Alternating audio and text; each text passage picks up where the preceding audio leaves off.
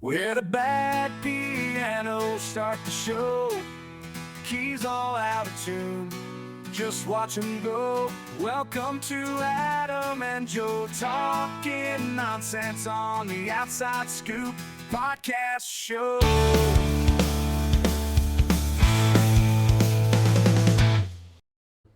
Bonjour. Bonjour. Bienvenue. No, No. I can't think of anything else. Hola. Yeah, hola. Welcome. Welcome. Isn't that German? Guten Tag. Guten Tag, yeah. Anyway, bonjour, monsieur, dame. Comment allez-vous aujourd'hui? Ouais. Yeah, we're going French. Bad French, like Essex French. It's poor. Episode 12. Episode 12 of The Outside Scoop. The Outside Scoop podcast show. I'll keep singing that at home. Do ya? Yeah. I bet Jem was well pleased. I keep telling myself to shut up because I keep. It's just on repeat in my head at the moment. Yeah, just round and round. And yeah, she's like, "You better shut up." You better shut up Before I shut smother you. you Yeah. in your sleep. I will kill you. Yeah, I just can't get the jingle out of my head. Well, that's a good jingle. I know. That's the point in the jingle. We're basically a double glazing firm on the radio at the minute. Yeah. Already, haven't we? Exactly that. Yeah, selling double glazing or carpets or something. It's I just can't get it. It's just a proper little earworm at the moment. It's been 2 or 3 days I've just been singing it. 2 or 3 days in there. Oh dear, that is a long time. Yeah, yeah. You just when you get those earworms, you just It's in. just can't move on from it. Out. I feel like I just need to get up on stage with the guitar and just do it in front of 10,000 We people. don't even know the chords to that, do we? And then it'll be out my system. Right, well, we need to find 10,000 people who are willing to listen to you do the song. Struggle to get 20 people to watch the video, so we'll get to 10,000 We'll sooner get or there later. one day. Is that a spreadsheet you've got? It is a spreadsheet. Oh my god. Yeah, it's got things and Wow. details and yeah. People are often surprised about some level of organisation I do. Oh, I'm not surprised. I know the level of organisation you do. Yeah. It's bare minimum. It's basically just enough so you don't have to think about it. Yeah, That's all it is. just put it down and then Yeah. then the job's done. And then future Joe can look back at it and go, oh yeah, I've got to do that. Oh yeah, yeah. oh yeah. Yeah, that's a job. So I last episode was talking about new jobs, New jobs? and I thought I wanted to talk about another job I had. Oh, Another job. another job. Get settled in because this is a doozy. Oh, you're going to like this. So this is. When is this? This is after my stint doing the door knocking, the street fundraising, telephone calls. I was in the call centre doing the charity phone work. Ring-a-ring. That was what I was doing. So I said to them, Go on, give us your script. What was your script? "Oh, I can't remember now. It was just literally, hello, Mr. Johnson. I'm calling on behalf of this charity." And you just go through the script. You had to read the script, and it wasn't hard. Anyway, I said to them, I was a good performer. I said to them, "I'm not going to be here long. Yeah, I'm going to be that applying was for it, yeah." yeah. So this is actually the job after that. So it was the job title, International Sales Executive. Oh my god. International Joseph Gregory. International Man of Mystery. Wow. So You're gonna be international. drinking vodka martinis. Yeah, Flirting with card girls in casinos. yeah. Flying around the world. Wow. Private jets. Yeah. Helicopter crashes. Yeah, Be amazing. yeah. I'd have to learn languages because it's international. Wow. International. So, international sales executive. Pay was 18 to 22, plus commission. Doesn't sound enough for an executive, does it? Executive. You'll be an executive earning minimum wage. Executive. But this is actually, I think, no, it wasn't the biggest salary I ever had before, but at least it was a salary. It wasn't 100% commission like some other jobs. It was a salary with commission rather than commission. So this company, it was based in quite a good location in Bristol. I think it had a BS1 postcode again, and lovely big building. Looked very good. Looked very smart. security guard on the door. Oh, man to Yeah, open the door for you. Yeah, So we've gone from being the man that opens the door to having a man open the door. exactly. Amazing. Exactly. So I rock up for this interview, and the interviewing interviewer, Yeah, I guess so. I think I'd be the interviewee and he'd be the interviewer. Yeah. Very good. Very slick.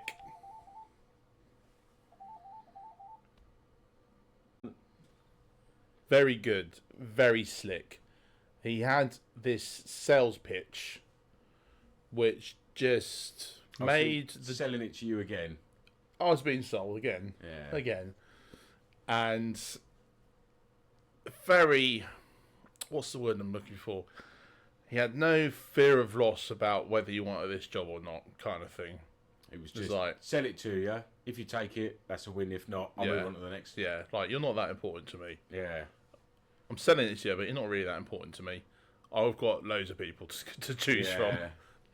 So it kind of puts you on that back foot of wanting to go for the job, to really go for it. And if you actually knew what the job was, you probably wouldn't want to try as hard. Right. But because he made you feel that He didn't need you. he put the fear of loss in you, you're like, oh yeah. So he knew what he was doing. Yeah. Very good, very, very good at what his job was, which was basically recruiting and training new starters. Right. That was his job. He was, I think he had the title head of HR or something like that.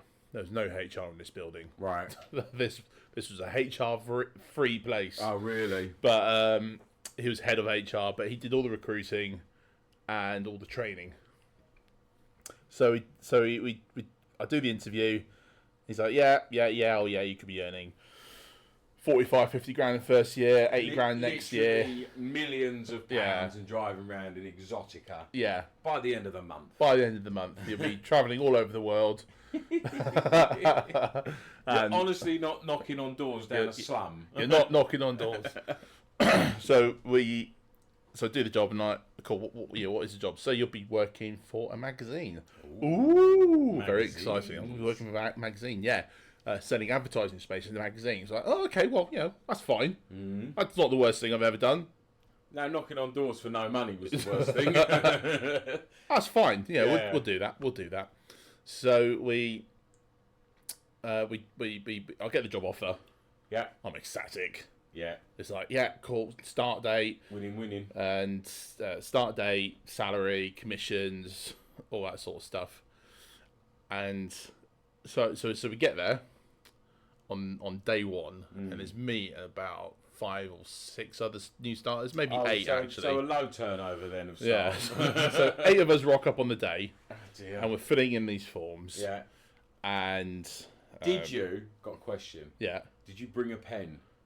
I don't think I brought a pen. I don't know. I couldn't tell you. Oh. I might have brought a pen. I might not have. You should always bring a pen. And so filling Who out our... says that? Who? Anthony Bourdain. Does he? Well, Always he did. bring a pen. Always bring a pen. So fill in the starter form. All the usual stuff. Yeah. Name, date of birth, national insurance number, so on and so forth. Basically to go in the shredder because there is no HR. Yeah. I recognise one guy in the group as somebody I've sort of seen about town before. Right. Like, I just recognised the face. I didn't know him. Yeah. Knew of him. But I knew of him. Maybe. And actually, as time went on, we were actually good mates. Right. I know I said before, you don't pick up mates. Well, you pick up the occasional one. But yeah, so anyway, that's a different thing. So we go upstairs onto the sales floor. Ooh. The sales floor. Oh. It sounds like hell to me. I'm not a salesman. There must have been about 100 of them. No. All pitching on the phone. Oh my god. And there's a lot of energy in that room, and it felt really good. Like Yeah? it was like Chest pumping. wasn't quite as bad as Wolf of Wall Street, Right. Wasn't quite as bad. but No, there's some so we didn't say similarities. It wasn't not like it. There's no. some similarities, but just bashing the phones, smile and dial, baby. You got a like door knocking numbers game. Yeah. Phone, Get through it. pitch, and you might make some money. So anyway, first day, rock up, fill out the forms, go upstairs, and we start our training. Right. At this point, he says to us, this guy's interviewed me and offered me Yeah. the job. this is your training week. Some of you won't make it to the end of the week. No way. Yeah, and the ones that do get to the end of the week, some of the managers of the teams will choose who they want, and if you don't get chosen, you ain't got a job. No way. So you're like, oh god. So it's like double interviews. Yeah, it's like, oh hang on. So I've got the job, but I haven't got the job, and now I've got to do a training week, and if I don't get through training week, I haven't got another job. And the whole thing's like set up so like it feels like you're going through SAS selection almost. It's just competition after competition, isn't it? And the way it's driven into you and the way it's presented, you do get caught up in it. You're like, oh Christ, right? Yeah. This is the best of the best stuff. These guys are ninja cell warriors, and only the very best get through. When they're just salesmen who didn't pick a career earlier. Yeah. Yeah. And they just took anybody on. It didn't matter really. But but they made it out like it's it's all SAS. about the view, isn't it? It's all about the feeling rather than the reality. Yeah. That's exactly what when I did the 15 minutes of telesales that I did. Yeah. That's what the interview was like. It was basically who can shout the loudest in this interview. Yeah. You know, who can impress upon the interviewers. And there was like a group of, honestly, it was like a group of 25 blokes or 25 people there. You know, in this interview room, a bulk interview of 25 people and 3 interviewers. It was absurd. Anyway, continue. So first week, he just tells us a bit about the company, what it is they do. There's 2 sides to the company. There's an events-based side of it, and then there's the magazine side. They're targeted at sort of the C-level suite of executive. Right. So CIOs, CEOs, right. CMOs, those kind of guys. If an organisation doesn't have that C-suite, then it's like managing directors, vice presidents. That kind of that's who we're pitching, who we're targeting, and what the products were for. So it's business to business, they call it. And it tells us about the company, where it's been. It's been around for 20 years or whatever, and what we're selling. Which is advertising space in one of their magazines or sponsorship for one of the events. But 99% of the people were doing the magazine side of things. Right. So we get given the sales pitch, and we basically spend the week walking around the sales floor reading this pitch aloud over and over and over and over. Really? And over again. Must have said this script about 1,000 times that week. It was just read this. So not to anyone, just sit there with a bit of paper and... Not sit there, walk around. Why walk around and walk read? around. Why? What's the idea behind? Is that to get rid of any inhibitions? Yeah, kind of like... Basically, on this floor, your only job is to self-advertise this place. Don't even worry if you need a pee. Yeah. Like, just do it there and stay on the phone. Stay on the phone. And I think the whole thing's about making you confident. If you're not into it, you're out. Right. There and then, straight away. If you're not going to walk around the floor reading this pitch out loud, right, then you're out of the job. Yeah, like, they don't. You're not the right person. Well, that's good, because I wouldn't have done that. I'd have gone, no, and I'd have left there and then. And then they spend the time that week teaching you how to control your voice, tonality, pitching, things like objection handling, how to turn around any objections or questions, and just some real basic sales training. But they spend the week drilling all that stuff into you and drilling that pitch into you. And then at the end of the week, you're told if you've got a job or not. Right. So everyone gets a job, of course they do. Yeah. Some people do drop out during the week. They do. But that's what they're expecting. Yeah, they do. And they've not been told you haven't got the job. They just don't come back because it's not for them.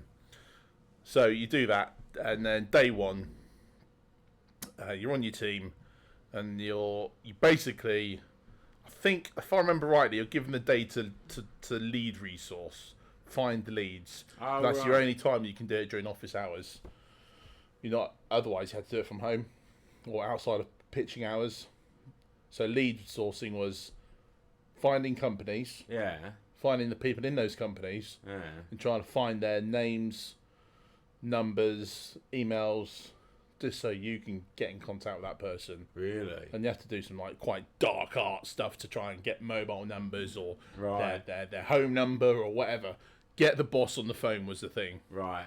Get the boss on the phone. Doesn't matter what company it was, whether it was Microsoft or some little small startup.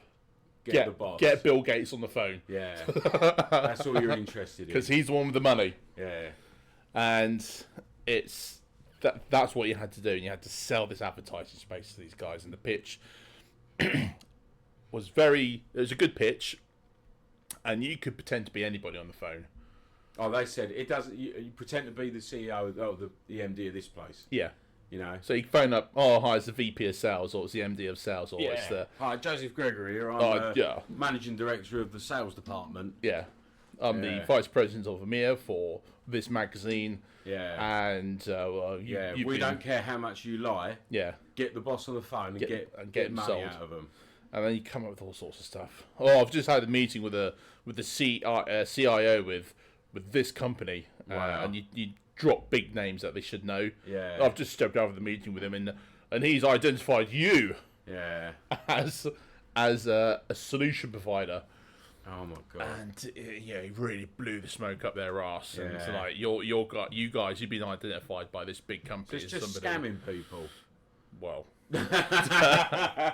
we're getting there. Sorry, I jumped it there. And, so he's selling this advertising space, and you're saying so this magazine goes to 10,000 C-level executives within EMEA or within North America or whatever the target market was, and it's hand delivered, and these guys are subscribed to the magazine, and it's the best. And we've got 100% readership viewers. It's the best industry magazine there is. Yeah. And you know what? The magazine itself looked really good. Yeah. It looked really good. It was a high quality production. There were some good editorials in it. So it was, it did have a solid foundation. There was a real product. Yeah. There wasn't a leaflet that was posted to... The question is, yeah, did it go out to 10,000 people? Oh, really? And that's where there may or may not have been... some flexibility in the numbers, let's say. And, yeah. And I want to be careful with what I'm saying, because I don't want to accuse anybody or... Well, we're not... This podcast is not about... We're not bad-mouthing people. No. We're just telling our story. Our experience. And, yeah, maybe 500 were printed. Maybe it wasn't 10,000. Really? I don't know. But you don't... The point is, you don't know. I don't know, but there's a degree of confidence that this magazine never went out to anybody. So, Really? apart from the people that paid for the advertising. And I think this was a product of a time when this kind of thing was rife. And you could get away with it. And you could get away with it. You couldn't get away with it these days. It just wouldn't happen. People would know, wouldn't they? It just wouldn't happen. Also, it's easier to advertise. Yeah. Isn't it? You don't need a specialist magazine. So these specialist magazines, and you'd be charging these companies thousands and thousands of pounds. Money. Like £10,000 to advertise. Right. I remember one company paying £40,000 to advertise in it. And this guy that pitched it earned 20% commission on this 40 grand. Wow. So, 8 grand? 8 grand, isn't it? 8 grand. And that's what kept you going. Yeah. Because those sorts of deals could be done. Yeah. And you that could would go make a year, that, wouldn't it? Yeah. And these guys were picking up. There were people there earning 100 grand, 200 grand a year. Oh, really? Doing this. Because they just got out there and done it. Yeah. Yeah. They just got out there and done it. Pitched big companies. They pitched big. And it would work. And it somehow worked. It was fine. Yeah. It was fine. So it was quite. You could earn the money, but there was an element of dishonesty about it, and the whole thing. But it just wasn't the magazine though. The magazine is one thing. The sales floor. That was it. That was a crazy place. It's got 100 basically blokes. There's a couple of women. Yeah. 100 blokes, all just like smashing the phones constantly. Adrenaline's bumping, testosterone's running high, Yeah. and it's like money hungry, money hungry, money hungry. Yeah. Hi, it's Mike Lowry calling, the vice president of EMEA. Hi, it's so and so, the CEO of this magazine, and you could all these conversations going around, and the sales guys telling the secretaries to do one because they won't let them talk to the boss. Yeah. And the amount of drugs that would go on. Really? Yeah. Yeah, I remember my manager. A lot of white powder was there. A lot. Oh dear. My manager was strap on a nose bag at lunchtime. Looked like a horse. And Horse just with a feed yeah, bag. have a good old feed. Yeah. And come back after lunch. And he would just gun all afternoon. All afternoon. Yeah.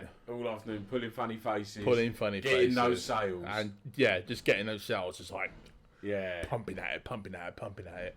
And then they do all these drugs, and they go out drinking, and then they come back in the next day, and the next day again, and it was an exciting environment to be in.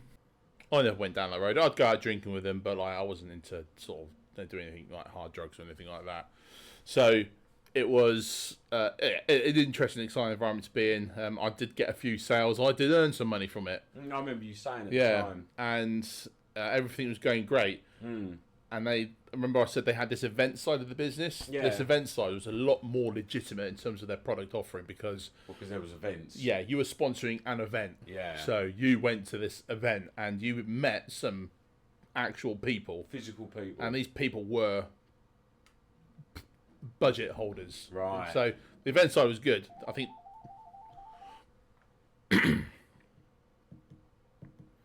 Keep going. 3, 2, 1. The event side was good. Space. I think the magazine side was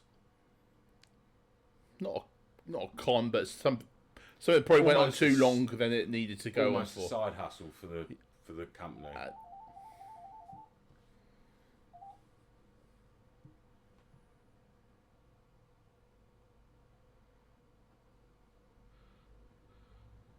The event side was making the money, Right. and so I think I was there for like 2 years and half, about 6 months. Was you there that long? 2 Yeah, years? about 6 months into it, they closed the magazines down.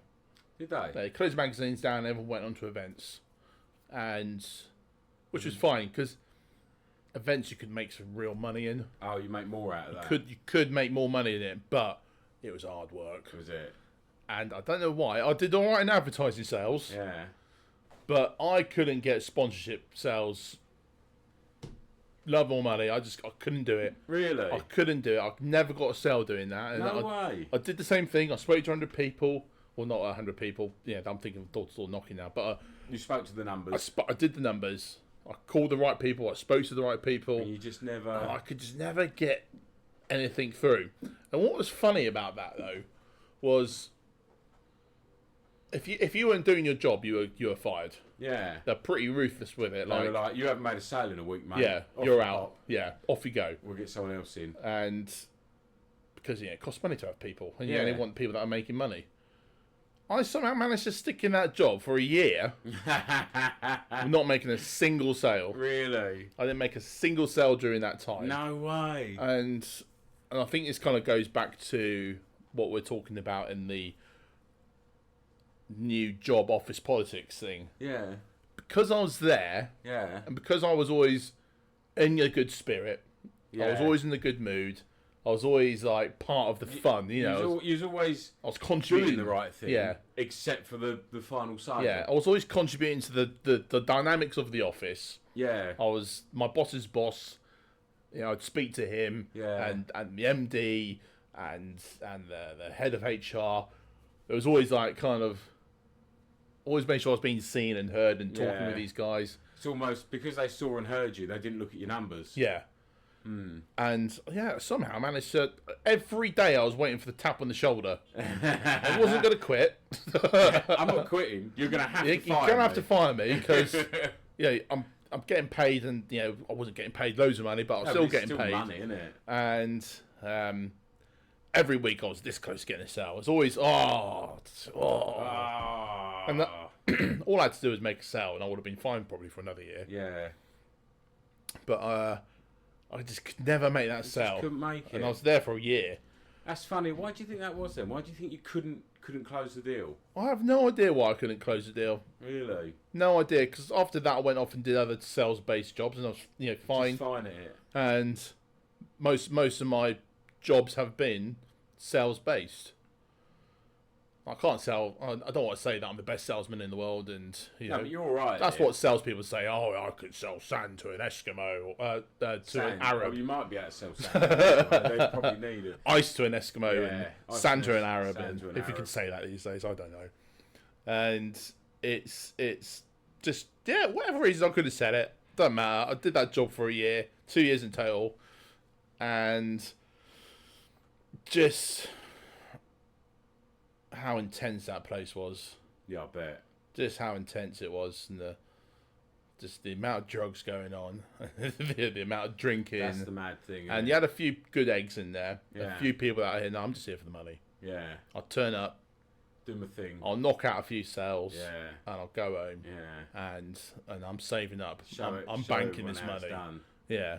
And I'll keep it clean, and they're professionals about it. Mm. But it was proper, like, as close to a kind of Wolf of Wall Street environment I think you could have got in Bristol at that time. Oh, really? Yeah. That was the centre of the madness. Yeah, it was. That is funny. It was. That and is funny. the Christmas parties always big blowouts and Or sniff-ins. or sniffings. But this was quite funny. Christmas parties were the day before the last day Right. of the year Oh my before God, Christmas. so everybody came in proper hanging on the last day? So- or was it those who didn't turn up got the bin? So you had the party, company paid for everything, Yeah. big party, and people would often go out till 2-3 o'clock in the morning. Oh my God. You had to be in the next You day, had to come into work. hanging or not, Yeah. drunk or not, Yeah. still drinking. It didn't matter. Still didn't drink. Still drinking. Bring the bottle in. The company's just paid for you to have a great night out. Yeah.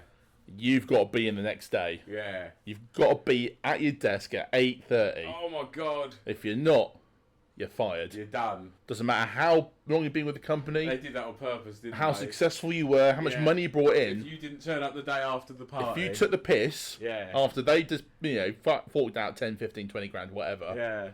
and you didn't show up the next day, Oh, you were done. you're out in your ear. The last day was always a laugh, though. Yeah. It was champagne and Yeah, beer. you got to be here. and- There ain't a lot of work happening. No work's You've happening, gotta but you be had here. to be there. Yeah. You had to be there.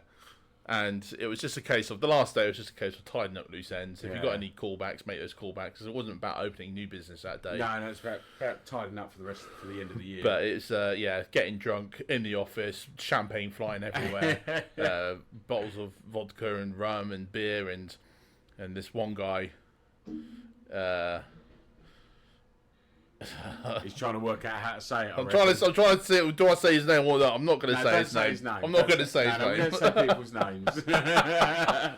But he'd go around with this glass of champagne and vodka, pint glass, Oh my God. yeah, and get people to down it. and he called this thing the Chariot. Oh my God. And there's one person I knew, I think he did 2, Oh dear. and he just went from hero to zero in. Just immediately went, done now. Yeah, and we had to stay in the office. Couldn't go home. Couldn't go home, so you're just at the desk. Spinning out. Yeah. Spinning out. And I think Lying in your own vomit. I heard this one guy, he had to neck a bottle of whiskey. God awful. But I mean, it's dangerous. it isn't is dangerous, That's but he just did dangerous. it. He was like, yeah, I'm part of something, and I want to do this. Gung. Necked that. And then was a puddle. And Still then- in the office though, but was a puddle. I heard he got on a train and woke up in Plymouth or something like that. Ended up 150 miles away from where he meant to be. I think he took the train home and slept and woke up in Plymouth Oh God. or something like that. Christmas Eve, 9 o'clock at night going, where am I? Yeah. Where is this? Oh dear, I've got to go Oh, home. Oh, dear. Sandra's going to have the hump with me. Oh yeah, I think he got fired when he came back in the new year for that very act. I don't know what it was, but yeah. Funny. And yeah, constant churn of people. Yeah. And the interview groups that followed me afterwards, because we'd see them every 2 weeks. There'd be a bunch of new recruits Another going through, 10 people coming through. and I look at them, and none of them ever tried as hard as I did. Never felt like it, or genuinely, I was watching them, and I'm like, I put my heart and soul into that interview week, and they're not. and they're not. Yeah. And I don't know what I took from that really. Whether I was really sold it and really tried, and I actually genuinely thought I wasn't going to have the job at the end of the week, or maybe I just wanted the job that much. So there is different directions on it. Maybe I wanted the job that much, and these guys actually don't want the job that much because they're looking around and going, I don't want to stand on the phone for 8 hours a day, smashing numbers, pitching people, but I thought it was great. Yeah, I thought it was great. That's funny. But only did I realise sort of later on that it might have been a scam. Right. I use the word loosely, scam. Yeah. Was it a scam or not? I don't know. Yeah, but there was definitely a magazine. There was a magazine. Just how many people it went to was never really confirmed. Yeah, it was never really confirmed. And was I okay with it? I think I kind of was okay with it because these were big companies with big budgets. And didn't matter at the time, did they, it? they had to they had to spend the money on something. Yeah. So. Yeah, exactly. And that was that job. Wouldn't ever do it again though. I'd never even have done it. Sounds like hell to me. Yeah. Sounds awful. Awful. So, I think that's it for today. Yeah, thanks for listening. Subscribe. Subscribe and share. And there's a notification thing as well. Do that, why not? What we do is you'll get like 20 notifications when I just upload all these in one go. Do it. Yeah. I had an upload schedule. I was doing 2 a week, one on a Monday, one on a Thursday. In an attempt to manage the audience, let's say, until we realise we haven't got an audience. So it might as well just go up there, isn't it? It might as well just go on. Go on. I think we'll have scheduled content. It will. Yeah, once the audience grows, it will start to schedule, won't it? I think the Monday, Thursday thing would be good. It's just, what's the point in holding any of these back until we've got people waiting? We've got no one waiting. No one's waiting. Well, no one except for my mum, your wife, your mum. Yeah. And your kids. Yeah. So. Hello. Right. Thanks for listening. Till next time. Bye. Where the bad pianos start to show, keys all out of tune, just watch them go. Welcome to Adam and Joe talking nonsense on the Outside Scoop podcast show.